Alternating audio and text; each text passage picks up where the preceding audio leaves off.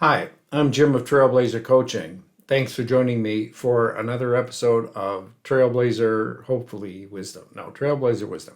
I'm going to just hop into a very short video clip that I want to share with you that I'll make sense of later. We have tiny blood vessels in the brain. So if you don't exercise, if you don't make sure that your heart is pumping at a high rate regularly during the week, those tiny vessels that are even smaller than your hair in terms of diameter, they will start to collapse. And you're going to have 90% of your brain vasculature, all these tiny blood vessels. See, if you don't do enough exercise, you will start chronically to have some vessels that will uh, basically constrict and collapse and disappear. So that's the clip. Now, what I'm going to do is share what I take away from that. First of all, 90% of the blood vessels in our brains are tiny, thinner than a hair, and I would say fragile. Without vigorous exercise, these vessels will constrict, break down, and disappear.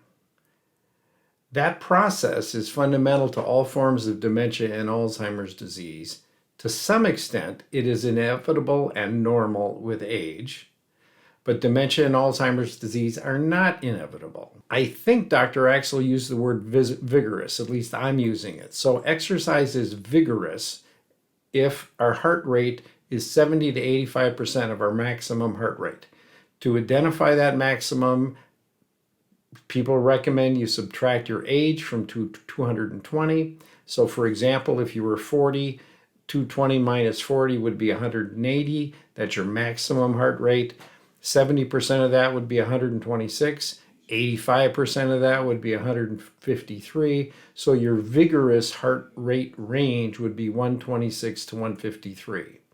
Some recommend that 75 minutes of vigorous exercise weekly is a great target. That's about 10 minutes a day.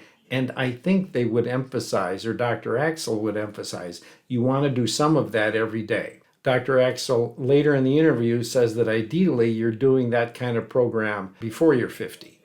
Rhonda says it's helpful for your brain whenever you start doing it. Finally, some say that you can assume you're exercising vigorously if it's hard to talk beyond a word or two before you need a breath. I rely on my Fitbit watch. Other people might exercise this way using a heart rate monitor band. Anyway, so that's my summary. Now, what's the point of this?